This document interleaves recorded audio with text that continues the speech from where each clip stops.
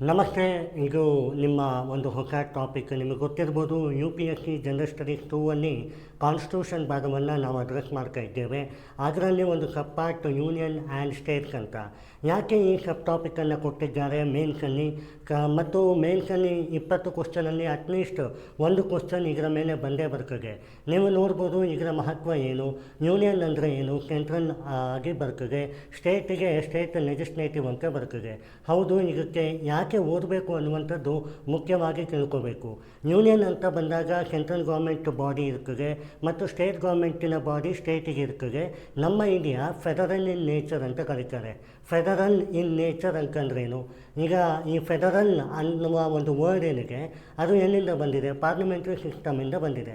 ನಾವು ಪಾರ್ಲಿಮೆಂಟ್ರಿ ಸಿಸ್ಟಮನ್ನು ಎಲ್ಲಿಂದ ತಗೊಂಡು ಬಂದಿದ್ದೇವೆ ಕಾನ್ಸ್ಟಿಟ್ಯೂಷನ್ಗೆ? ಯುನೈಟೆಡ್ ಕಿಂಗ್ಡಮ್, ಯು ಕೆ ಅಥವಾ ಬ್ರಿಟಿಷರ ಒಂದು ಕಾಲದಿಂದ ನೋಡ್ಬೋದು. ಡ್ಯಾಚಿ ಅಂತ ಒಂದಿತ್ತು, ಆಮೇಲೆ ಮೊಂಟಿಗ್ಯೂ ಚೇಂಜ್ ಫ್ರಮ್ ರಿಫಾರ್ಮ್ ಆಯಿತು, ತದನಂತರ ಪಾರ್ಲಿಮೆಂಟ್ರಿ ಸಿಸ್ಟಮ್ ಅಂತ ಬಂತು. ಅಂದರೆ ನೀವು ಭಾರತ ಈಗ ಯೂನಿಯನ್ ಎಲ್ಲರೂ ಒಂದೇ, ಆದರೆ ಸ್ಟೇಟ್ಗಳು ಅವರದ್ದೇ ಅವರ ಅಟಾನಮಿಯನ್ನು ಹೊಂದಿರ್ತದೆ. ಈಗ ಕರ್ನಾಟಕಕ್ಕೆ, ಮಹಾರಾಷ್ಟ್ರಕ್ಕೆ, ಗೋವಾಕ್ಕೆ. ಸೊ ಆ ಒಂದು ರೀಜನಾಲಿಟಿ ಏನಿದೆ ಅದಕ್ಕೆ ಸ್ಟೇಟ್ ಅಂತ ಕರೆದು ಅದರಲ್ಲಿ ಒಂದು ಪಾರ್ಲಿಮೆಂಟ್ರಿ ಸಿಸ್ಟಮನ್ನು ಅಳವಡಿಕೆ ಮಾಡಿದ್ದಾರೆ. ಯಾವ ವಿಷಯಗಳು ಯಾವ ಒಂದು ಹೊಂದಾಣಿಕೆಯಲ್ಲಿ ಮಾಡ್ತಾ ಉಂಟು, ಸೆಂಟರ್ ಆಗಲಿ ಸ್ಟೇಟ್ ಆಗಲಿ ಅನ್ನುವಂಥದ್ದು ಈ ಚಾಪ್ಟರ್. ನಿಮಗೆ ಗೊತ್ತಿರ್ಬೋದು, ಈಗ ಸೆಂಟರ್ ಮತ್ತು ಸ್ಟೇಟಿನ ವಿಧಗಳನ್ನು ನೋಡಿ ಯೂನಿಯನ್ ಲಿಸ್ಟ್ ಅಂತ ಬರ್ತದೆ. ಯೂನಿಯನ್ ಲಿಸ್ಟಲ್ಲಿ ಏನಿದೆ? ಡಿಫೆನ್ಸ್ ಇದೆ, ಫಾರಿನ್ ಅಫೇರ್ಸ್ ಇದೆ ಮತ್ತು atomic energy, banking, post office ಅಥವಾ ರೈಲ್ವೇಸ್ ಎಲ್ಲ ದೊಡ್ಡ ಮ್ಯಾನ್ಷನ್ ಪ್ರಾಜೆಕ್ಟ್ ಏನಿದೆ ಅಥವಾ ದೊಡ್ಡ ಒಂದು ವಿಚಾರಗಳನ್ನು ಯೂನಿಯನ್ ಡಿಸೈಡ್ ಮಾಡ್ತದೆ, ಅಂದರೆ ಸೆಂಟ್ರಲ್ ಗೌರ್ಮೆಂಟ್ ಡಿಸೈಡ್ ಮಾಡ್ತದೆ ಅಂತ. ಈಗೆಲ್ಲ ಯೂನಿಯನ್ ಲಿಸ್ಟ್ ಅಂತ ಕರೆದ್ರು, ಅವರಿಗೆ ಮಾತ್ರ ಆ ಪವರ್ ಇರ್ತದೆ. ಇನ್ನು ಸ್ಟೇಟ್ ಲಿಸ್ಟಲ್ಲಿ ಯಾರು ಮಾಡ್ಬೋದು? Internal affairs of policing, okay, ಅದಾದ ಮೇಲೆ ಪಬ್ಲಿಕ್ ಹೆಲ್ತು, ಎಜುಕೇಷನ್ನು, ಹಂಗರು, ರೂರಲ್ ಡೆವಲಪ್ಮೆಂಟು ಮತ್ತು ಲೋಕಲ್ ಗವರ್ನೆನ್ಸನ್ನು ಈ ಸ್ಟೇಟ್ ಗೌರ್ಮೆಂಟ್ ಹೊಂದಿರ್ತದೆ. ಅದಕ್ಕೆ ನೋಡಿ ಆರ್ಟಿಕಲ್ 243 ಪಂಚಾಯತ್ ರಾಜ್ ಆಗೆಲ್ಲ ಒಂದು ಎಂಪವರ್ಮೆಂಟ್, ಡಿಸೆಂಟ್ರಲೈಸೇಷನ್ ಆಗಿ ನಿಂತಿದೆ ಪ್ರತಿ ಸ್ಟೇಟನ್ನು. ಇದು ನೋಡ್ತೀವಿ. ಇವರಿಬ್ಬರೂ ಕೂಡ ಕಾಮನ್ ಮಿನಿಮಮ್ ಅಜೆಂಡವನ್ನು ಕನ್ಕರೆಂಟ್ ಲಿಸ್ಟ್ ಅಂತ ಕರೀತಾರಲ್ಲ, ಇಬ್ಬರೂ ಕೂಡ ಡಿಸೈಡ್ ಮಾಡಬೇಕಾಗತ್ತೆ. ಆ ವಿಚಾರಗಳು ಯಾವುದು ಅಂತ ನೋಡಿದಾಗ ಇಲ್ಲಿ ಬರುತ್ತೆ: concurrent, criminal law, marriage act, bankruptcy, insolvency court, forest and wildlife protection, education, consumer protection, trade and union. ಇವೆಲ್ಲ most important factor to be decided by both centre and state. ಹೌದಾ? ಸೊ ಈ ವಿಚಾರವನ್ನು first ತಿಳ್ಕೋಬೇಕು ಈ ಚಾಪ್ಟರಲ್ಲಿ. ಈ ಚಾಪ್ಟರ್ನ ಮಹತ್ವವೇ ಈ 3 ಸಾರಾಂಶ. ತದನಂತರ ಒಂದೊಂದು ಕಾನ್ಸೆಪ್ಟು, ಡೈನಮಿಕ್ ಕಾನ್ಸೆಪ್ಟ್ ಬಗ್ಗೆ ನಾನು ವಿಚಾರವನ್ನು ಮಂಡಿಸಿದ್ದೇನೆ. ನೋಟ್ಸು ತುಂಬ ಸ್ಟ್ರಿಕ್ಟ್ಲಿ ಆಗಿದೆ. ಈ ನೋಟ್ಸಲ್ಲಿ ನಿಮಗೇನು ಸಿಗುತ್ತೆ, ಆ ವಿಚಾರ ಅಂದರೆ ಏನು, ಯಾಕೆ, ಹೇಗೆ ಮತ್ತು ಅದರ ಬೆಳವಣಿಗೆ ಏನು ಅಂತ ಸಿಗುತ್ತೆ. ನಮ್ಮ ಪಾಠದಲ್ಲಿ ನಿಮಗೆ ಅದನ್ನು ಅರ್ಥ ಮಾಡಿಸ್ಲಿಕ್ಕಿದ್ದೇವೆ. ಈಗೇನಾಗುತ್ತೆ, ಈ ಪಾರ್ಟಿಸಿಪೇಟರಿ ಡೆಮಾಕ್ರಸಿ ಅಂತ ಇರ್ತದೆ, ಈ ವರ್ಡ್ ಒಂದು 20 ಸಲ ಬಂದಿರ್ಬೋದು ಈ ನೋಟ್ಸಲ್ಲಿ. ಸೊ ಅವಾಗೇನಾಗುತ್ತೆ, ಇಟ್ಸ್ ವೇಸ್ಟ್ ಆಫ್ ಟೈಮ್. ಅದರ ಬದಲು ಇದನ್ನು ಅರ್ಥ ಮಾಡಿಸುವ ಕಾರ್ಯಕ್ರಮ ಏನಿದೆ ಅದು ಈ ಸೆಷನಲ್ಲಿ ನಾವು ಈ ಪಾಠವನ್ನು ಅಡ್ರೆಸ್ ಮಾಡಬೇಕಾದ್ರೆ ಮಾಡ್ತಾ ಇದ್ದೇವೆ. ತದನಂತರ ನೀವು ಈ ವಿಡಿಯೋ ಲೆಕ್ಚರ್ ನೋಡಾದ ಮೇಲೆ ನೀವು ಆ ನೋಟ್ಸನ್ನು ಮಲ್ಟಿಪಲ್ ಟೈಮ್ಸ್ ರಿವೈಸ್ ಮಾಡಿದಾಗ you will get a decent answer over it. ಈಗ ನೋಡಿ, ಪಾರ್ಟಿಸಿಪೇಷನ್ ಇನ್ ಡೆಮಾಕ್ರಸಿ. ನಮಗೊತ್ತು, we the people of India having solemnly to regard to constitute secular, democratic, republic and socialistic ಅಂತ ಎಲ್ಲ ಕರಿತೀವಿ. ನಮಗೊತ್ತು ಈಕ್ವಾಲಿಟಿ, ಜಸ್ಟಿಸ್, ಫ್ರೆಟರ್ನಿಟಿ ಅನ್ನುವಂಥದ್ದು ಪ್ರಿಯಾಂಬಲಿನ ಮಹತ್ವ ಅಂತ, ಅಂದರೆ ನಮ್ಮ ದೇಶ ಹೇಗಿರಬೇಕು ಅನ್ನುವಂಥದ್ದು. ಹಾಗಾದರೆ ಪಾರ್ಟಿಸಿಪೇಷನ್, ಪ್ರಜೆಗಳಿಂದ ಪ್ರಜೆಗಳಿಗಾಗಿ, ಪ್ರಜೆಗಳೇ ನಡೆಸುವ ಸರ್ಕಾರ ಇದಾಗಿದ್ದಲ್ಲಿ ಪಾರ್ಟಿಸಿಪೇಟರಿ ಡೆಮಾಕ್ರಸಿ ಬೇಕು. ಸೊ ದಟ್ ಈಸ್ ವೈ ಯಾವ ರೀತಿ ಡೆಮಾಕ್ರಸಿ ಇದೆ. India is a largest written constitution and India is a largest democratic country after America ಅಂತ ಹೇಳ್ತಾರೆ. ಹಾಗಾದರೆ ಈ ಡೆಮಾಕ್ರೆಟಿಕ್ ಸಿಸ್ಟಮಲ್ಲಿ ಪಾರ್ಟಿಸಿಪೇಷನ್ ಯಾರು ಮಾಡಬೇಕು? ಪ್ರಜೆಗಳೇ ಮಾಡಬೇಕು. ಸೊ ಇವತ್ತು MLA ಆಗಿದ್ದವರು ನಾಳೆ ಪ್ರೆಸಿಡೆಂಟ್ ಕೂಡ ಆಗ್ಬೋದು. ಯಾವ ರೀತಿಯಲ್ಲಿ ನೀವು ಅದನ್ನು ಓವರ್ಲ್ಯಾಪಿಂಗ್ ಮಾಡ್ತೀರಿ, ಕನ್ಸರ್ವೇಟಿವ್ ಅಫೇರ್ಸನ್ನು ತೊಗೊಳ್ತೀರಿ ಅನ್ನುವಂಥದ್ದೇ ನಿರ್ಧಾರ. So this is one objective to consider the beneficiary aspect on progress. ಬನ್ನಿ.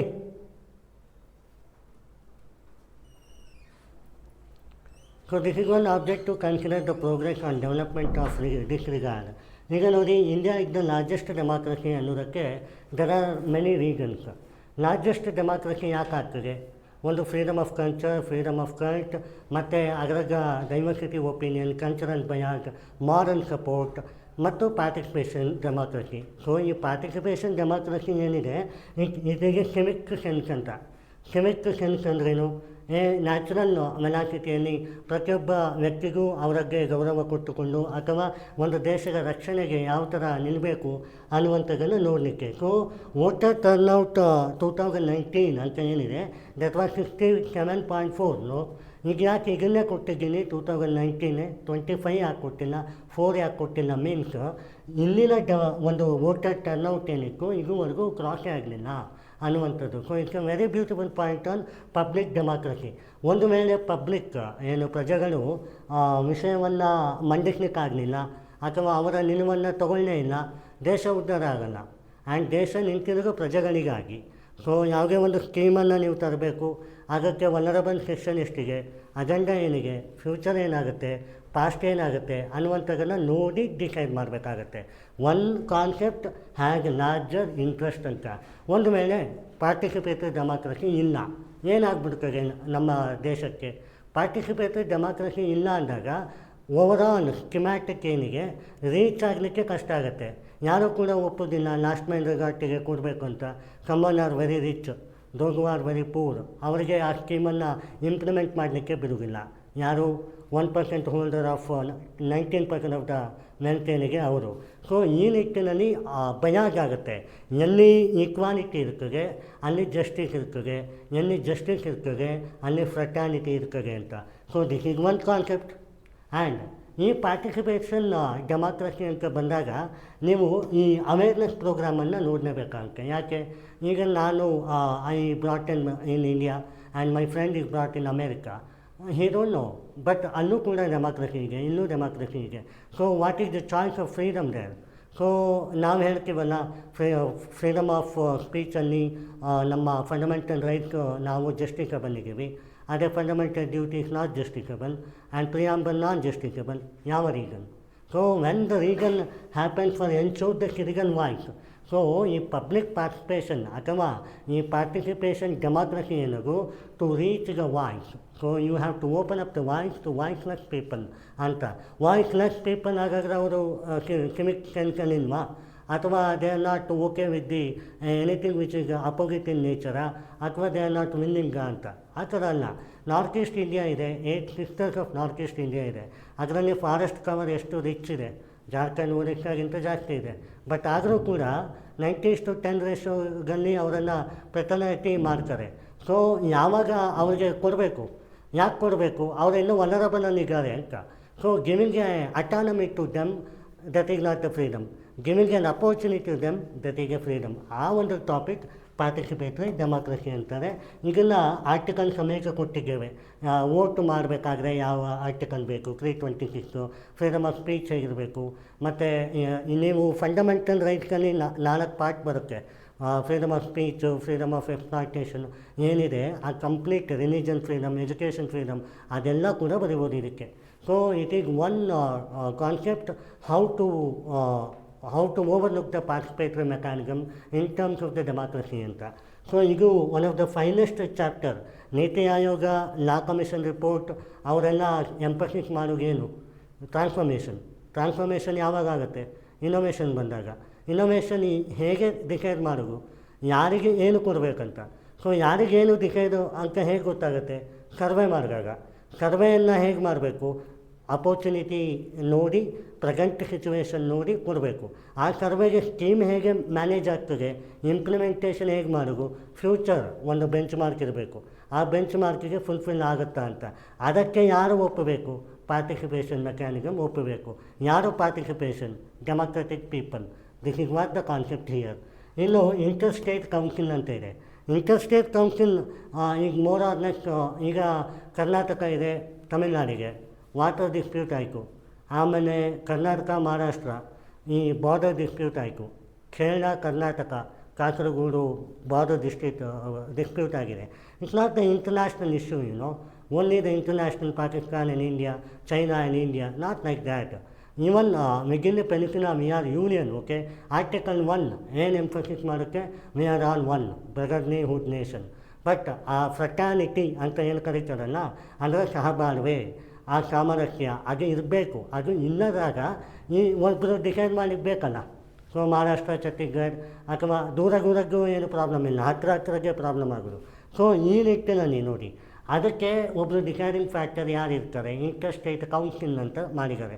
ಅದಕ್ಕೆ ಅಟಾನಮಸ್ ಬಾಡಿ, ಅವರು ಚಾರ್ಜ್ ಮಾಡಲಿಕ್ಕಾಗಲ್ಲ, ಬಟ್ ಅವ್ರು ಡಿಸ್ಪ್ಯೂಟ್ ರೆಸಲ್ಯೂಷನ್ ಮಾಡ್ಬೋದು.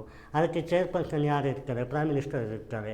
ಎಕ್ಸಿಕ್ಯೂಷನ್ ಬಾಡಿಯನ್ನು in the name of the president, in the name of the president execution body is the prime minister. So ಈ topic ಏನಿದೆ ನೋಡಿ, constitution of India, parliamentary and legislation, union and states, constitutional bodies and non constitution body. UPSC ಪ್ರಿಲಿಮ್ಸಿಗೆ ತುಂಬ help ಆಗುತ್ತೆ, ಮೇನ್ಸಿಗೂ help ಆಗುತ್ತೆ. ಓದುವ ಪ್ರಕ್ರಿಯೆ ಹೇಗೆ ಅಂದರೆ ಎರಡು ಕಂಬೈಂಡಾಗಿ ಓದಬೇಕು, ಆವಾಗ ಮಾತ್ರ you will get to know a decent ideology. ಆಮೇಲೆ ಇಲ್ಲಿರುವ ಕಾನ್ಸೆಪ್ಟ್ ಏನಿದೆ, it's A dynamic concept.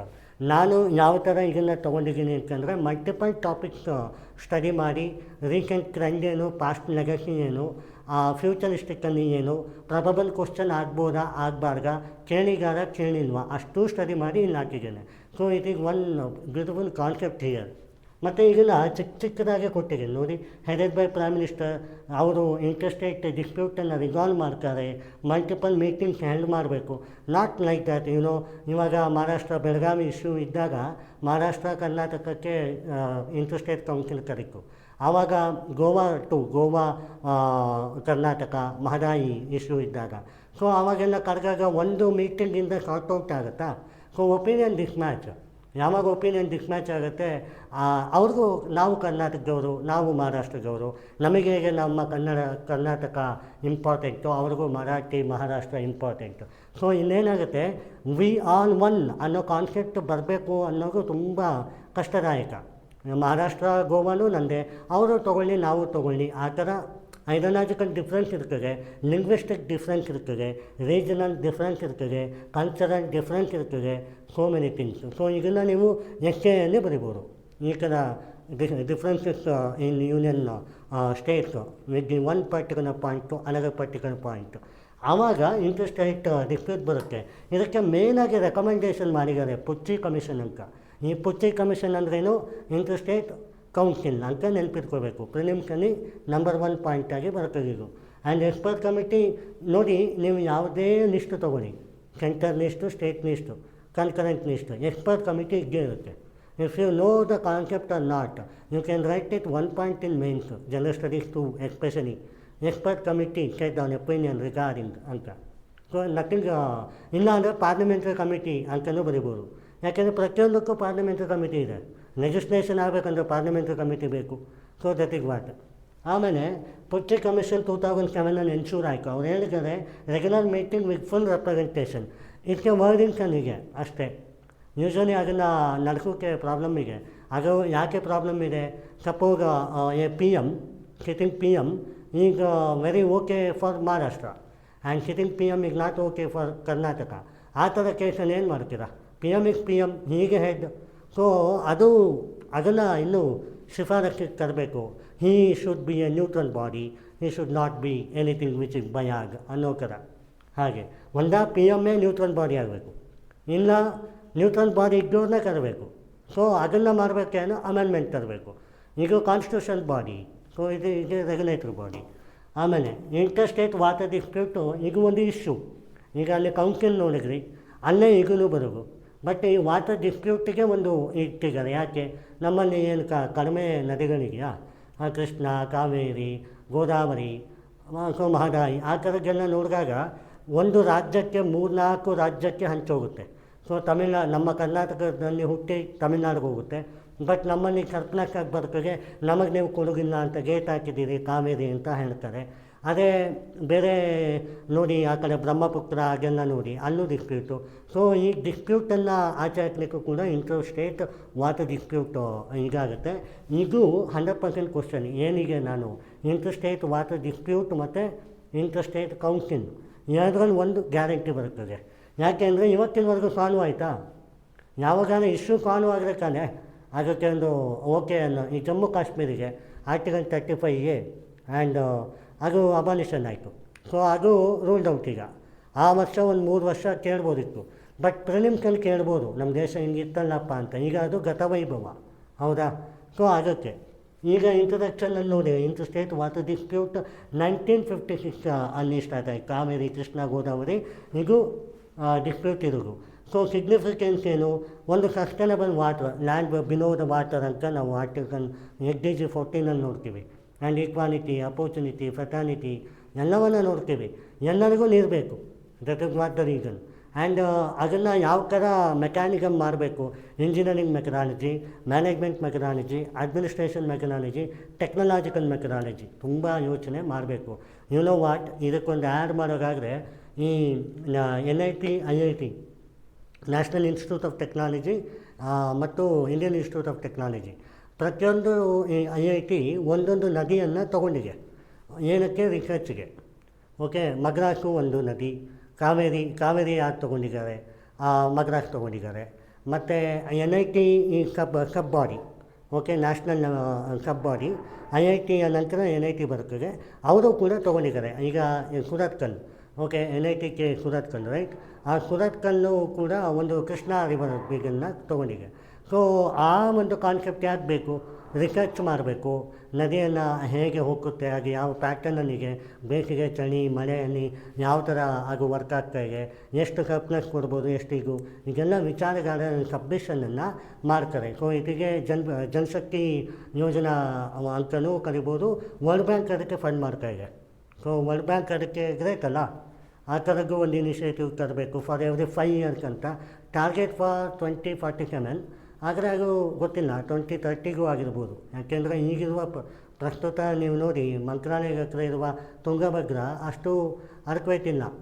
So river ಪೆನಿಕುಲಾ ಅಷ್ಟು ನದಿ ತುಂಬಿ ಹರಿತಾ ಇಲ್ಲ. ಪ್ರಾಬಬಲಿ ಈ ಶುಡ್ ಟೇಕ್ ಅಕ್ಟೋಬರ್ ಅನ್ಕೋ. ಸೊ ಆ ಥರ. ಸೊ ಅದಕ್ಕೆ ಈಗ ಬೇಕಾಗುತ್ತೆ. ಆ್ಯಂಡ್ ಈಗ ಒಂದು ಟ್ರಿಬ್ಯುನಲ್ ಬಾಡಿ.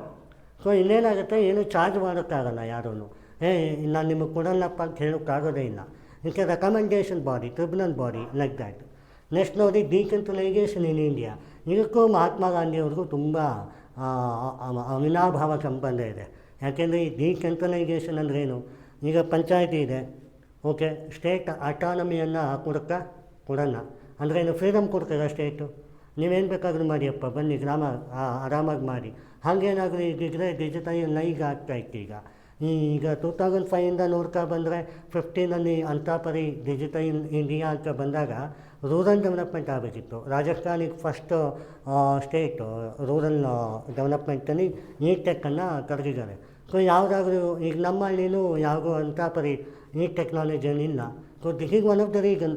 ಡಿಸೆಂಟ್ರಲೈಸೇಷನ್ ಆಗಬೇಕು ಅಂದರೆ ಹೇಗಾಗಬೇಕು ಅಂದರೆ, you have to give me a freedom in a way the opportunity matches. It's not like that. Okay, ನಂದೊಂದು ಬೆಳ್ತಂಗಡಿ ಗ್ರಾಮ ಪಂಚಾಯಿತಿ, ಓಕೆ, ಈಗ ಬೆಳ್ತಂಗಡಿ ಗ್ರಾಮ ಪಂಚಾಯಿತಿ ಚೆಂದ ಇರಬೇಕು ಅಷ್ಟೇ ನಂದು. ಅದಾದ್ಮೇಲೆ ಪಕ್ಕದ್ದು ನಾನು ಉಜಿರೆ ಗ್ರಾಮ ಪಂಚಾಯಿತಿ ನಾನು ತಲೆ ಕೆಡಿಸ್ಕೊಂಡೋಗಿಲ್ಲ. ಆ ಥರ ಮಾಡೋಕ್ಕಾಗಲ್ಲ. ಸೊ ಡಿಸೆಂಟ್ರಲೈಸೇಷನ್ ಅಂದರೆ ಪಬ್ಲಿಕ್ ಪಾರ್ಟಿಸಿಪೇಷನ್ನು. ಅಲ್ಲಿನ ಸರ್ವೆ ಆಗಬೇಕು, ಅದಕ್ಕೆ ಪರ್ಟಿಕ್ಯುಲರ್ ಸರ್ವೆ ಆಗಬೇಕು. ಪ್ರಾಬಬಲಿ ಬೆಳ್ತಂಗಡಿಯಲ್ಲಿ ವಾಟರ್ ಚೆನ್ನಾಗಿರ್ಬೋದು, ಕ್ರಾಪಿಂಗೆಲ್ಲ, ಹೌದಾ? ವಿದ್ಯುತ್ತು ಚೆನ್ನಾಗಿರ್ಬೋದು. ಇನ್ನೊಂದು ಕಡೆ ವಿದ್ಯುತ್ ಚೆನ್ನಾಗಿಲ್ಲ, ಎಲೆಕ್ಟ್ರಿಸಿಟಿ ಚೆನ್ನಾಗಿಲ್ಲ. ಯಾವ್ದು ಚೆನ್ನಾಗಿಲ್ಲ ಅದಕ್ಕೆ ಏನು ಮಾಡಬೇಕು? That is what the decentralisation. ಅದು ಬರಬೇಕಂದ್ರೆ ಇಂಡಿವಿಜುವಲ್ ಪಾರ್ಟಿಸಿಪೇಷನ್ ಬೇಕು. ಇಂಡಿವಿಜುವಲ್ ಪಾರ್ಟಿಸಿಪೇಷನ್ ಬೇಕಂದರೆ ಮೆಕ್ಯಾನಿಸಮ್ ಬೇಕು, ಗುಡ್ ಗವರ್ನೆನ್ಸ್ ಬೇಕು, ಅದಕ್ಕೆ ಫ್ರೀಡಮ್ ಕೊಡಬೇಕು. ಸೊ ಎಲೆಕ್ಷನ್ ಅಂತ ಬಂದಾಗ 5 years ಆಗುತ್ತೆ. ಆ್ಯಂಡ್ ಮಿನಿಮಮ್ ಗವರ್ನಿಂಗ್ ಬಾಡೀಸಲ್ಲಿ 7 ಮಿನಿಮಮ್ ಇರ್ತಾರೆ, 31 ಮ್ಯಾಕ್ಸಿಮಮ್ ಇರ್ತಾರೆ ಪಂಚಾಯತಿಲಿ. ಸೊ ಅದನ್ನು ವರ್ಕ್ಫೋರ್ಸ್ ಯಾರು ಇರಬೇಕು? ಈಗ ನೀವು ಲೆಕ್ಕ ಹಾಕಿ, ಪೊಲಿಟಿಷಿಯನ್ ಯಾರಾದರೂ ಎಜುಕೇಟೆಡ್ ಪೊಲಿಟಿಷಿಯನ್ ಎಕ್ಸಾಮ್ ಬರ್ತಾರಾ? ಬರಲ್ಲ ಅಲ್ವಾ? Only for UPSC, KPSC, other than government examination and so on exam ಬರೀತಾರೆ. So why it is so this is also a vulnerability. So ನೀವು ಯಾರ ಕೈಯಲ್ಲಿ ಕೀಯನ್ನು ಕೊಟ್ಟರೆ ಅವರು ಪ್ರಬಲವಾಗಿದ್ದಾರಾ ಅನ್ನೋದು ಇಂಪಾರ್ಟೆಂಟ್ ಆಗುತ್ತೆ. ನಡೆಸುವ ಕೆಪಾಸಿಟಿ ಇರಬೇಕು, ನಡೆಸಿಕೊಳ್ಳುವ ಕೆಪಾಸಿಟಿಯೂ ಇರಬೇಕು. ಯಾವಾಗ ಮಾತ್ರ ಈಕ್ವಲ್ ಅಪೋರ್ಚುನಿಟಿ. ಈಗ recommendation of the MS Swaminathan committee ನೋಡಿ. MS Swaminathan is great man of agriculture reform. ಹೌದಾ? ಅಗ್ರಿಕಲ್ಚರಲ್ಲಿ ಗ್ರೀನ್ ರೆವಲ್ಯೂಷನ್ ಅಂತ ತಂದಿದ್ದರು. ಆ ಒಂದು ರಿಫಾರ್ಮು ಇವರು ಡಿಸೆಂಟ್ರಲೈಸೇಷನ್ಗೆ ಹೇಳಿದ್ದಾರೆ. ಈ ಫೈನಾನ್ಷಿಯಲ್ ಕೊಡಲ್ಲ. ಯಾವಾಗ ಲೋಕಲ್ ಬಾಡಿ ಬೆಳಿಬೇಕು, ಫೈನಾನ್ಷಿಯಲ್ ಕೊಡಬೇಕು. ಫೈನಾನ್ಷಿಯಲ್ ಕೊಟ್ಟಾಗಲೇ okay these much of budget allocation ಆಗುತ್ತೆ. 15th ಫೈನಾನ್ಸ್ ಕಮಿಷನ್ ನೋಡಿದ್ದೀವಿ, ಎನ್ಕೇಶನ್ ಕಮಿಟಿ ಅವ್ರು ಹೇಳಿದ್ದಾರೆ ಡೆವಲ್ಯೂಷನ್ ಆಫ್ 41% ಈಗ ಗೋಸ್ ಟು ಲೋಕಲ್ ಬಾಡಿ ಅಂತ. ಸೊ 41% ಎಲ್ಲೋಯ್ತು? ಎಷ್ಟು ಗ್ರಾಮ ಪಂಚಾಯತ್ ಉದ್ಧಾರ ಆಯಿತು? 1633 ತಾಲೂಕು ಪಂಚಾಯತಿಗೆ ಅಂತೆ, 2,49,00,000 ನೀವು ಇದು ಗ್ರಾಮ ಪಂಚಾಯತಿ ನೋಡ್ತೀರಿ. ಆ್ಯಂಡ್ ಮೋರ್ ದೆನ್ ಎಲ್ಲೋಯ್ತು ಫೈನಾನ್ಷಿಯಲ್ ಕೆಪಾಸಿಟಿ ಎಲ್ಲೋಯ್ತು? So this is what the reason. ಇದನ್ನು ಫೈಂಡ್ ಔಟ್ ಮಾಡಿ ಅಂತ ಹೇಳ್ತಾರೆ. ಮತ್ತು ನೀತಿ ಆಯೋಗ ನಿಮಗೆ ಎಲ್ಲ ಕಡೆ ಬರುತ್ತೆ. ಯಾಕೆ ನೀತಿ ಆಯೋಗ ಅಂದ್ರೇನು? National integration transformation of India. ಅಂದರೆ ಒಂದು ಇನೋವೇಷನನ್ನು ತರ್ತಿದೆ. This is the problem and you can address like this also. And that committee suggested with the technological, management and administration. You know what? Administration plus technology divided by management is the skill good governance. So ಅದನ್ನು ಅವರು ಮಾಡ್ತಾ ಇದ್ದಾರೆ. That was the beautiful point. ಇದನ್ನು ನೀವು ಏನಾಗುತ್ತೆ ಇಲ್ಲ ಹೇಳುವಾಗ ನಿಮಗೆ ಅರ್ಥ ಆಗುತ್ತೆ. ಬಟ್ ಏನಾಗುತ್ತೆ, ನೀವು ಓದ್ತಿರಲ್ಲ, ಈಗ ಅರ್ಥ ಆಗಿದೆ ಬಟ್ ಅದು ನಿಮಗೆ ನೆನಪು ಬರೋದಿಲ್ಲ. ಯಾಕೆ? ನೀವು ಅದನ್ನು ಯಾವ ಥರ ನೋಡಬೇಕು? ನನಗೆ ಈ ಪ್ರಾಬ್ಲಮ್ ಇದೆ, ನನ್ನ ಪಂಚಾಯತಿನೇ ಪ್ರಾಬ್ಲಮ್ ಇದೆ ಅಂದರೆ ನಾನು ಯಾವ ಆರ್ಟಿಕಲ್ ಹಾಕ್ಬೋದು, ಯಾವ ಕಮಿಟಿ ಏನು ಹೇಳಿದೆ, ಈಗ ಅಂದರೆ ಏನು, ಇವ್ರ ರೋಲ್ ಏನು, ಇವ್ರ ಫಂಕ್ಷನ್ ಏನು, ಆ ಥರ ಅನುಭವಕ್ಕೆ ಬಂದು ಇದನ್ನು ಓದಬೇಕಾಗತ್ತೆ. ನೀವು ಬಾಕಿ ಟಾಪಿಕೆಲ್ಲ ಏನಾಗುತ್ತೆ, ಈಗ suppose you have a topic on education. So education is the biggest weapon. ಇದು ಎಲ್ಲ ಗೊತ್ತು ನಿಮಗೆ, ಬೆಗಿನ್ ಮಾಡಲ್ ಗೊತ್ತು, nothing worried because you saw that you have been read. ನೀವು 25 ವರ್ಷ ಹಾಗೆ ಮಾಡಿದ್ದೀರಿ. ಸೊ ಇನ್ನೇನಾಗುತ್ತೆ, ನೀವು 25 ವರ್ಷ ಇಂಟರ್ ಸ್ಟೇಟ್ ವಾಟರ್ ಡಿಸ್ಪ್ಯೂಟ್ ನೋಡಿಲ್ಲ. ಆ್ಯಂಡ್ ಅದಕ್ಕೆ ಏನಾಗುತ್ತೆ, ಅನುಭವದ ಕೊರತೆ ಇರುತ್ತದೆ. ಅನುಭವದ ಕೊರತೆ ನಿಮಗೆ ಮಾತ್ರ ಅಲ್ಲ, ಓದ ಪ್ರತಿಯೊಬ್ಬರಿಗೂ ಇರ್ತದೆ. ಅದನ್ನು ಫೀಲ್ ಮಾಡಿಕೊಂಡ್ರೆ ಮಾತ್ರ ಈ ಸಬ್ಜೆಕ್ಟ್ ಈಸಿ ಅನಿಸುತ್ತೆ. ಅದು ಕಾನ್ಸ್ಟಿಟ್ಯೂಷನ್ ಈಗ ಬೇಗ structure of doctrine of the policy ಹೇಳೋಕ್ಕೇನು ಈಗಿ ಇಂಗ್ಲೀಷಲ್ಲಿ, ಬಟ್ ಅದನ್ನು ಅರ್ಥ ಮಾಡ್ಕೋಬೇಕಲ್ಲ, ಎದಕ್ಕೆ ಏನು ಆಯಿತು. ಅಟ್ಲೀಸ್ಟ್ ಅರ್ಥ ಆಗಲಿಲ್ವಾ, to write a mains you have to be decent. ಯಾಕೆಂದರೆ ಯಾರೂ ಇಲ್ಲಿ PhD ಮಾಡ್ತಾಯಿಲ್ಲ. ಬೇಗ structure of doctrine of the policy if you ask after 5 years for top rank 1 he don't know. ಅಂಥ ಕೇಸಿಗೆ ನಿಮಗೆ so that is not a vulnerability. Okay. And lieutenant governor ಮತ್ತು the chief minister, ಇದಕ್ಕೆ ಒಂದು 4 ಉದಾಹರಣೆ ಕೊಡ್ಬೋದು. ಒಂದು ನಮ್ಮ ಕರ್ನಾಟಕದ ಗವರ್ನರ್ ಧೇನತ್ ಏನಿದ್ದಾರೆ ಅವರು ಮತ್ತು ನಮ್ಮ CMಗೂ ವಾಗ್ವಾದ ಆಯಿತು. ಯಾವುದು ಜಾಯಿಂಟ್ ಸೆಷನ್ ಆಫ್ ನಮ್ಮ ಲೆಜಿಸ್ಲೇಟಿವ್ ಕೌನ್ಸಿಲ್, ಲೆಜಿಸ್ಲೇಟಿವ್ ಅಸೆಂಬ್ಲಿ ಇದ್ದಾಗ ಅವರು ಸ್ಪೀಚ್ ಮಾಡೋಕ್ಕೆ ಹೋದರು ಅಂತ. ಆ್ಯಂಡ್ ತಮಿಳ್ನಾಡು ಈಗ ನೋಡಿ, ಒಬ್ಬರು ರವಿ ಅಂತ ಒಬ್ಬರು ಆಫೀಸರ್ ಇದ್ದರು. ಅವರು deputy NSA national security adviser. ಅವರು 4 ಸ್ಟೇಟಿಗೆ ಗವರ್ನರ್ ಆದರು, ಮಣಿಪುರ್, ಸಿಕ್ಕಿಂ, ತಮಿಳ್ನಾಡು ಮತ್ತು ಈಗ ಪ್ರಸ್ತುತವಾಗಿ ಪಶ್ಚಿಮ ಬಂಗಾಳಿಗೆ. ಓಕೆ. ಈಗ ಡೆಪ್ಟಿ NSA ಅಜಿತ್ ದೋವಲ್ನ ಕೆಳಗೆ ಡೆಪ್ಟಿ NSA ಆಗಿದ್ದರು. ಇವಾಗ IPS officer to once upon a time. So ಅವರು ತಮಿಳ್ನಾಡಲ್ಲಿ ನೋಡಿ ಅದೇ ಥರ ಡಿಸ್ಪ್ಯೂಟ್ ಆಗಿದೆ, ಕರ್ನಾಟಕ ಥರನೇ. ಆ್ಯಂಡ್ ಕೇರಳ ಕೂಡ ಅಷ್ಟೇ. ಕೇರಳಗಂತೂ ಇನ್ನೂ ವರ್ಷದಾಗಿದೆ. ಈ ಓಪನ್ಲಿ ಸ್ನಾಗ್ರು ಟು CM ಕರೆಂಟ್ ಡೆಮೋಕ್ರಸಿ ಚೆನ್ನಾಗಿಲ್ಲ ಅಂತ ಓಪನ್ಲಿ ಸ್ನಾಗ್ರು. ಸೊ ಇಲ್ಲಿ ಏನಾಗುತ್ತೆ, CM as an autonomy in the state, but ಗವರ್ನರಿಗೆ ಚಾನ್ಸಲರ್ ಆ್ಯಂಡ್ ಆಲ್ಸೋ ಹೀಗೆ ಪಿವೋಟಬಲ್ ಪೊಸಿಷನ್, ಹೀಗೆ first citizen of that particular state. ಆದರೆ ಹೀಗೆ coordination for centre and state. So ಈಗ ಒಬ್ಬರು ಸೆಂಟರ್ ಇರ್ತಾರೆ, ಒಂದು ಸ್ಟೇಟ್ ಇರ್ತಾರೆ, ಅದರ ಕೋಆರ್ಡಿನೇಷನ್ನೇ ಚೆನ್ನಾಗಿಲ್ಲ ಅಂದರೆ nothing will happen. Correct.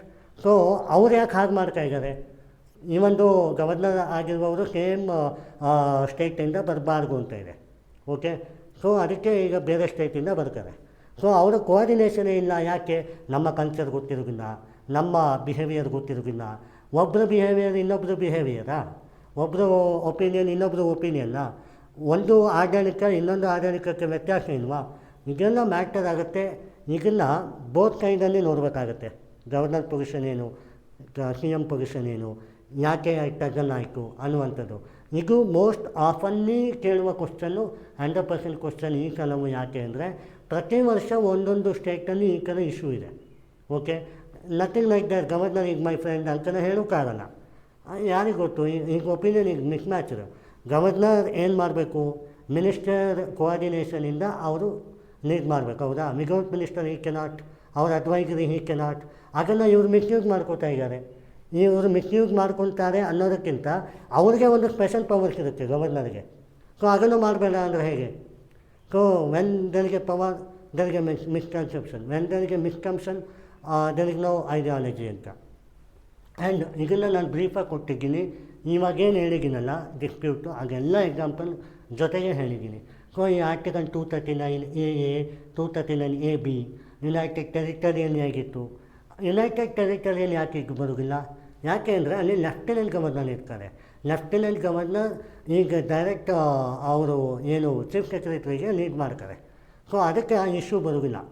So ನೀವು ಅಂಡಮಾನ್ ನಿಕೋಬಾರಲ್ಲಿ ಪ್ರಾಬ್ಲಮ್ ನೋಡಿದ್ದೀರಾ? ನೋಡಿರೋದಿಲ್ಲ. ಅದೇ ನೀವು ದಿಯು ದಾಮನ್ ಗೋವಾ ಅಲ್ಲೆಲ್ಲ ನೋಡಿರಲ್ಲ. You are in the state autonomy ಇದ್ದಾಗ ಮಾತ್ರ.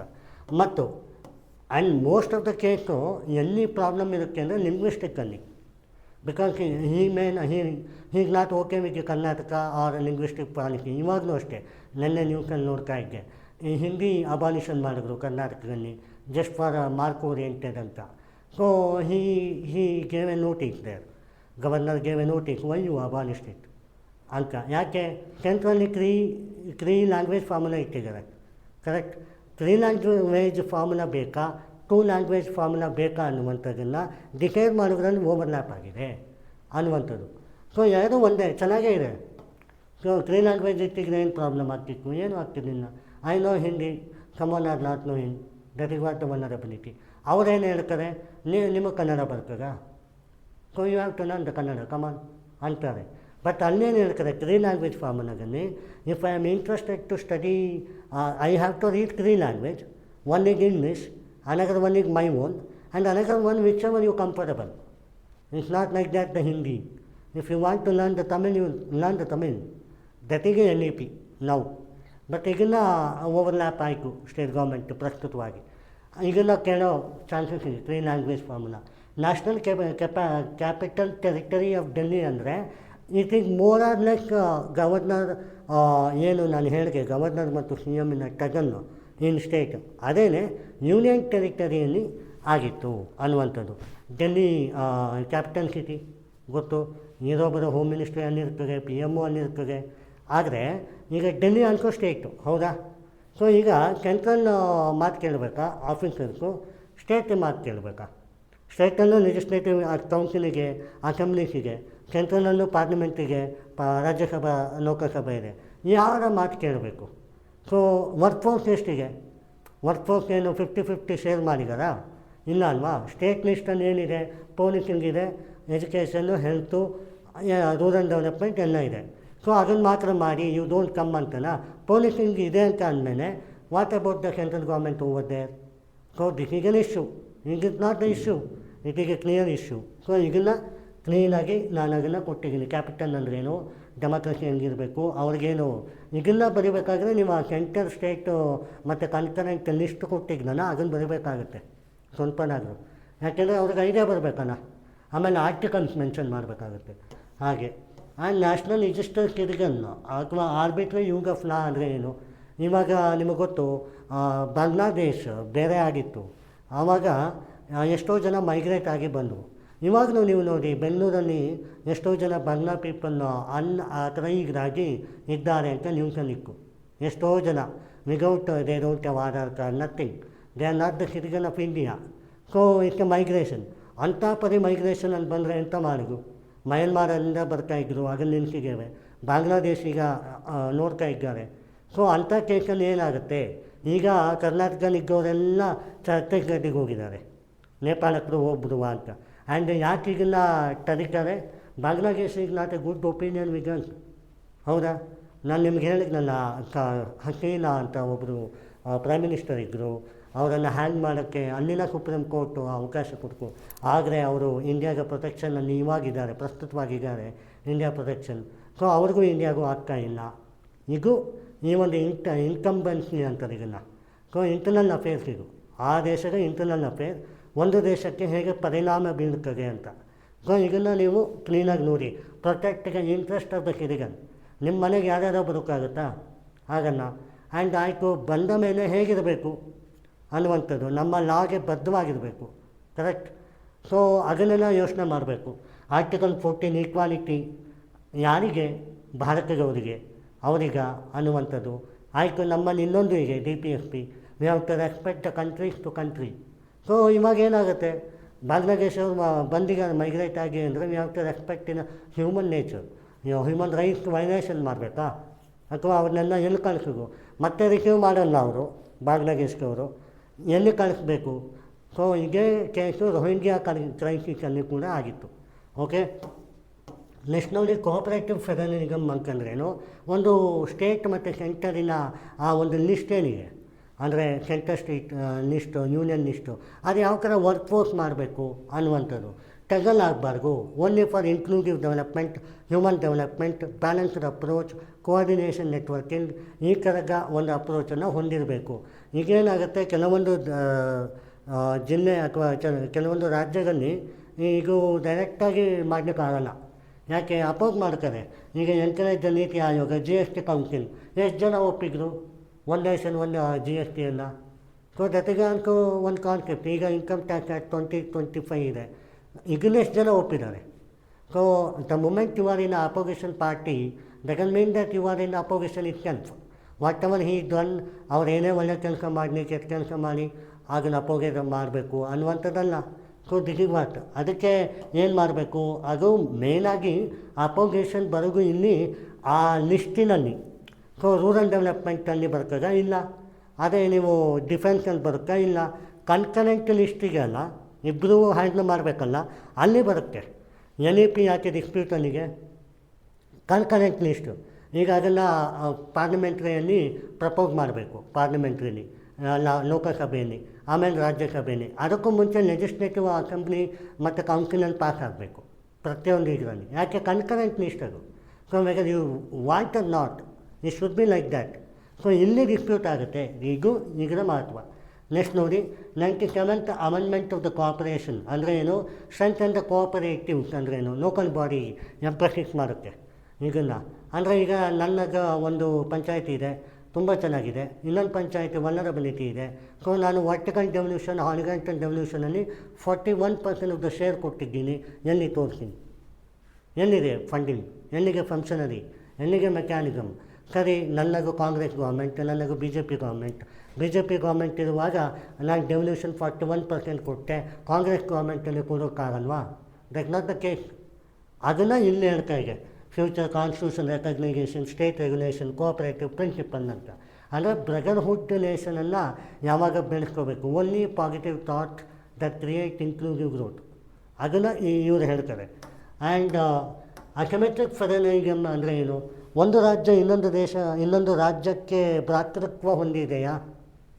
ಜಮ್ಮು ಕಾಶ್ಮೀರ, ಲಡಾಖ್. ಒಂದು ಎಕ್ಸಾಂಪಲ್ ಹೇಳಿದೆ ನಾನು ಲಾಸ್ಟ್ ಇದರಲ್ಲಿ. ಜಮ್ಮು ಕಾಶ್ಮೀರ, ಲಡಾಖ್ ಒಂದೇ ಇತ್ತು, ಈಗ ಅದು ಯೂನಿಯನ್ ಟೆರಿಟರಿ ಆಗಿದೆ. ಆ್ಯಂಡ್ ಜಮ್ಮು ಕಾಶ್ಮೀರ, ಲಡಾಖಲ್ಲಿ ಹೇಗಿದೆ ಅಂತಂದರೆ, ಜಮ್ಮು ಈಗ ಮೋರ್ ಆರ್ ಹಿಲ್ಲಿ, ಹಿಮಾಲಯ, ಲಡಾಖ್ ಈ ಭೂಮಿದಾಯಕವಾಗಿದೆ. ಬಟ್ ಇಲ್ಲಿ ಏನು ಜನ ಇದ್ದರು ಜಾಸ್ತಿ, ಜಮ್ಮು ಅಲ್ಲಿ ಜಾಸ್ತಿ ಜನ ಇಲ್ಲ, ಆದರೆ ಏರಿಯಾ ಜಾಸ್ತಿ ಇದೆ. ಆದರೆ ಇಲ್ಲಿ ಲಡಾಖಲ್ಲಿ ಏರಿಯಾ ಕಮ್ಮಿ, ಜನ ಜಾಸ್ತಿ ಇದ್ದಾರೆ. ಅದರಲ್ಲಿ ಪರ್ಸೆಂಟೇಜ್ ನೋಡಿ, ಹಿಂದೂ ಇಷ್ಟಿದ್ದಾರೆ, ಹಿಂದೂ ಈಗ ಮೇಲಿದ್ದಾರೆ, ಮೋರ್ ಆರ್ ಲೆಸ್ ಲಡಾಖಲ್ಲಿ ಜಾಸ್ತಿ. ಇಲ್ಲಿ ಕಂಪ್ಲೀಟ್ಲಿ ಮುಸ್ಲಿಂ ಪಾಪ್ಯುಲೇಷನ್ ಜಾಸ್ತಿ ಇದೆ.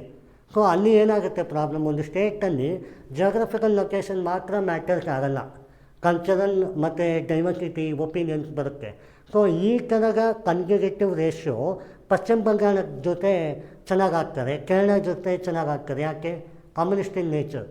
ಸೊ ಇದರಲ್ಲಿ ಭಾರತದ ಯೂನಿಯನ್ ಅಂತ ಕರೆಸ್ಕೋಬೇಕಂದ್ರೆ ಇವೆಲ್ಲ ಬಿಡಬೇಕು. ಸೊ ಒಪಿನಿಯನ್ ಡಿಸ್ಮ್ಯಾಚ್ ಅಂತ ಬಂದಾಗ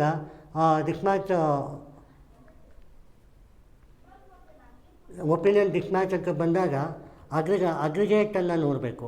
ಹಿಂದೂಯಿಸಮ್ ಪಾಲಿಸಿ ಏನು, ಮುಸ್ಲಿಂ ಪಾಲಿಸಿ ಏನು, ಆ ಒಂದು ರಾಜ್ಯ ಯಾವ ಥರ ವರ್ಕ್ ಸ್ಟೈಲ್ ಆಗ್ತಾ ಇದೆ ಅನ್ನುವಂಥದ್ದು. ಸೊ ಇದನ್ನು ಈ ಫೀಚರ್ ಹೇಳಿದ್ದಾರೆ. ನಿಮಗೇನೂ ಅರ್ಥ ಆಗಿಲ್ಲ ಅಂದರೆ ಪುಚ್ಚಿ ಕಮಿಷನ್ ಬರಿಬೋದು ಈ ಟಾಪಿಕಲ್ಲಿ. ಯಾಕೆಂದರೆ ಪ್ರತಿ ಟಾಪಿಕ್ ಯೂನಿಯನ್ ಆ್ಯಂಡ್ ಸ್ಟೇಟ್ಸಲ್ಲಿ ಏನಿದೆ ಅದು ಪೂರಾ ಪುಚ್ಚಿ ಕಮಿಷನ್ನೇ ಹ್ಯಾಂಡಲ್ ಮಾಡಿದ್ದು ಅದಕ್ಕೆ. ಓಕೆ, ಆ್ಯಂಡ್ ಅದು ಅಡಿಷ್ನಲ್ ಪಾಯಿಂಟ್ ಅಂದರೆ ಇಟ್ ಕ್ಯಾನ್ ಬಿ ಆ್ಯಡೆಡ್ ಅಂತ, it's not that you should. ಮತ್ತು ಲ್ಯಾಂಗ್ವೇಜ್ ಡೈವರ್ಸಿಟಿ ಇನ್ ಇಂಡಿಯಾ, 22 ಲಿಸ್ಟಿಗೆ ನಮ್ಮ official language according to 8th schedule. ಅದರಲ್ಲಿ ಡಿಸ್ಮ್ಯಾಚ್ ಇಲ್ವಾ? ಲಿಂಗ್ವಿಸ್ಟಿಕ್ ದಕ್ಷಿಣ ಭಾರತವೇ ತೊಗೊಳ್ಳಿ, ಎಷ್ಟು ಲಿಂಗ್ವಿಸ್ಟಿಕ್ ಭಯ ಆಗಿದೆ. ನಾರ್ತ್ ಈಸ್ಟ್ ಇಂಡಿಯಾ ಬಿಟ್ಟರೆ ದಕ್ಷಿಣ ಭಾರತ. ಈಗ ನಾರ್ತ್ ಇಂಡಿಯಾ ಅಂತ ತೊಗೊಂಡ್ರೂ ಕೂಡ ಅಲ್ಲೂ ಪಂಜಾಬಿ, ನಮ್ಮ ಮಧ್ಯಪ್ರದೇಶಿನ ಭೋಜ್ಪುರಿ, ಈ ಥರ ರಾಜಸ್ಥಾನಿನ ಒಂದು ಭಾಷೆ ಗುಜರಾತ್. ಡೈವರ್ಸಿಟಿ ಒಪಿನಿಯನನ್ನು ಯಾವ ಥರ ಹ್ಯಾಂಡಲ್ ಮಾಡಬೇಕು. ಏನಾಗುತ್ತೆ, ಒಂದು ಕೋಆರ್ಡಿನೇಷನ್ ಬರಬೇಕು, ಒಂದು ವಿನ್ಗನ್ ಅಂತಂದರೆ ಹಾರ್ಮನಿ ಬರಬೇಕು. ಹಾರ್ಮನಿ ಯಾವಾಗ ಬರ್ತದೆ, ಟ್ರಸ್ಟಿಶಿಪ್ ಇರಬೇಕು. ಟ್ರಸ್ಟಿಶಿಪ್ ಯಾವಾಗ ಬರ್ತದೆ, ಕೋಆರ್ಡಿನೇಷನ್ ನೆಟ್ವರ್ಕ್ ಚೆನ್ನಾಗಿರಬೇಕು.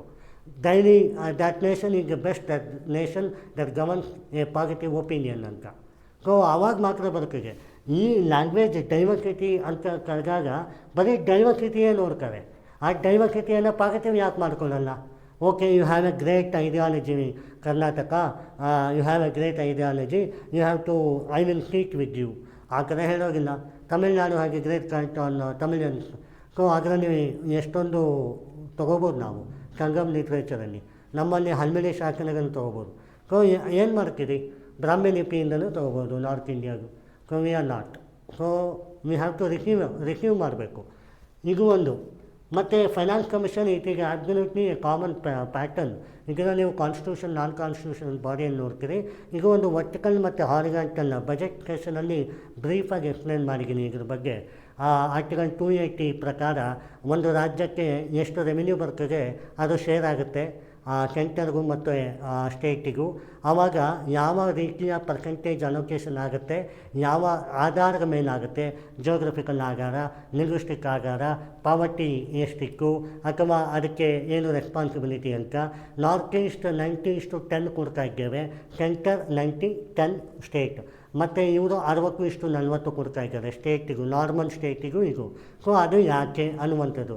It's A very beautiful topic on this regard. And 15th finance commission ಆಗಿ ಈಗ 16th ಫೈನಾನ್ಸ್ ಕಮಿಷನ್ ಬಂದಿದೆ. ಈಗ ಬಜೆಟ್ಟು ಈಗೆಲ್ಲ ನೋಡಿದಾಗ ನಿಮಗೆ ಐಡಿಯಾ ಬರ್ತದೆ. ಆ್ಯಂಡ್ ಇಂಟರ್ಸ್ಟೇಟ್ ವಾಟರ್ ಈಗ ರಿಪೀಟೆಡ್ ಟಾಸ್ಕ್, ಅದು ಏನಿಲ್ಲ. ಆ್ಯಂಡ್ GST ಕೌನ್ಸಿಲ್ ಕೋಆಪರೇಟಿವ್ ಫೆಡರಲಿಸಮೇ ಹೇಳಿದ್ದೀನಿ ನಿಮಗೆ ಈ ಟಾಪಿಕ್ಕು. ಮತ್ತು ನೋಡಿ, ಯೂನಿಯನ್ ಸ್ಟೇಟ್ ಲೆಜಿಸ್ಲೇಟಿವ್ ರಿಲೇಷನ್ ಅಂದರೆ ಏನು? ಲೆಜಿಸ್ಲೇಟಿವ್ ಅಂದ್ರೇನು ಶಾಸಕಾಂಗ. ನಮ್ಮಲ್ಲಿ ಎಕ್ಸಿಕ್ಯೂಟಿವ್, ಜುಡಿಷಿಯರಿ, ಲೆಜಿಸ್ಲೇಷನ್ ಅಂತ 3 ವಿಧ ಇದೆ. ಅದನ್ನು ಸಪರೇಷನ್ ಆಫ್ ಪವರ್ ಅಂತ ಇದೆ. ಮೊನೋಪೋಲಿ ಮಾಡಬಾರ್ದು. Just because of I am a central government doesn't mean that I have to monopoly to Kerala or the Chhattisgarh. ಅದು ತಪ್ಪಾಗುತ್ತೆ. ರೀಜನಾಲಿಟಿಗೂ ನಾವು federal structure in union in nature ಅಂದರೆ ಏನು? We are the federal and we are the union ಅಂದರೆ ಏನು? This is what. We have to respect that. ಅವರನ್ನೇನೋ ಒಳ್ಳೆಯದಿತ್ತು ಕರ್ನಾಟಕದಲ್ಲಿ, I can take it whether I want or not. ಈ ಥರ ಆಗುತ್ತೆ. ಆಬ್ಜೆಕ್ಟಿವ್ ರೆಗ್ಯುಲೇಷನ್ ಪ್ರಿನ್ಸಿಪಲ್ ಅಂತಂದರೆ ಏನಂದರೆ, ಈ ಆಬ್ಜೆಕ್ಟಿವ್ ರೆಗ್ಯುಲೇಷನ್ ಅಂತಂದ್ರೇನು? What is the target and what is an innovation, whether it is positive or not, whether it is negative or not. He done well, he is not okay with me but I will take you him. This is the objective regulation. ಅಂದರೆ ಕನ್ನಡದಲ್ಲಿ ಹೇಳೋದಾದರೆ, ನನಗೆ ಅವ್ರು ಆಗ್ತದೆ ಅವ್ರು ಆಗಲ್ಲ ಅನ್ನೋದಲ್ಲ, ಅವರನ್ನು ಒಳ್ಳೆಯದಿದೆ ಅದನ್ನು ನಾನು ತೊಗೊಳ್ಳೋಣ, ನಾನು ಬೆಳಕಿಲ್ಲ ನಾನು. It's A more of fractional limit ಅದು, ಕರೆಕ್ಟ್.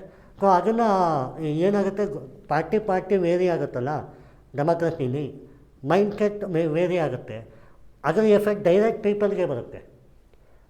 ಇದಕ್ಕೆ ಡೆಮೋಕ್ರಸಿ ಅಂತ ಯಾರೂ ಅಂದ್ಕೊಳ್ಳೋದಿಲ್ಲ. This is what the reason. ಆಮೇಲೆ ಇಲ್ಲಿ ಎಮರ್ಜೆನ್ಸಿ ಪ್ರಾವಿಷನ್, ಈ ಒಂದು ಚಾಪ್ಟರಲ್ಲಿ ಎಮರ್ಜೆನ್ಸಿ ಪ್ರಾವಿಷನ್ ಅಷ್ಟು ಮಾರ್ಕ್ವಾಗ ಅಲ್ಲ.